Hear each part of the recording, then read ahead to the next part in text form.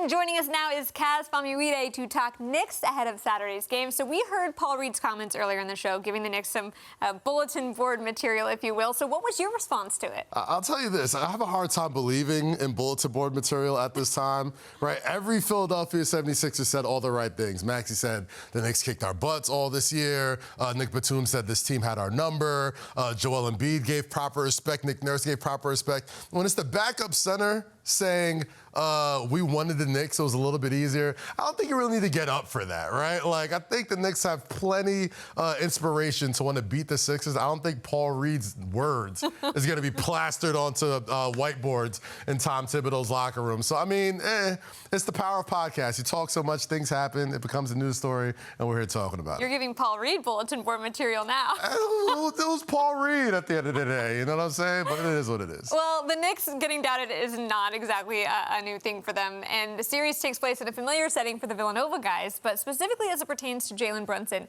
Do you think this is the series where Brunson gets to show what he can do on the big stage? You know, it's crazy that you say that because it feels like Jalen Brunson has only shown what he could do in the big stage in the playoffs, right? Like when he was a member of the Dallas Mavericks, he took it to the Utah Jazz and Donovan Mitchell. Last year as a member of the Knicks, took it to Donovan Mitchell again as a member of the Cleveland Cavaliers, and even though they lost against the Miami Heat, he had a great game against Jimmy Butler and those guys as that series went to 6.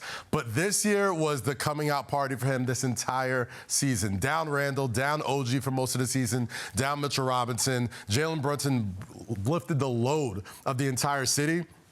And I think now, as a 2 seed, as a favored seed going into a series with the Philadelphia 76ers, this can be the series that the entire NBA really notices that Jalen Brunson has truly arrived as a superstar. But that's what the playoffs are all about, right? This is what happens. Something that we've seen all season long, obviously. But outside of Brunson, who is your biggest key to a series win for the Knicks? I'm a big Josh Hart guy, Michelle. Josh Hart is somebody who just gives it all every time he's on the court. And ever since the end of the All-Star break, I've called him the Carmelo Anthony of Draymond Greens, right? Like, he's just a do-everything glue dude, 6'5", but plays like he's 6'10", and he's become such a great playmaker as well. The one thing I've noticed about this 76ers team, especially against the Heat yesterday, is that they do not want to run. And Joel Embiid, if you saw him lumbering up and down the court, he doesn't want to run either. Josh Hart's a great rebounder. If he pushes the pace, he's going to be a key for this Knicks team. And if they get the run in, I think the Knicks handle the Sixers in 6.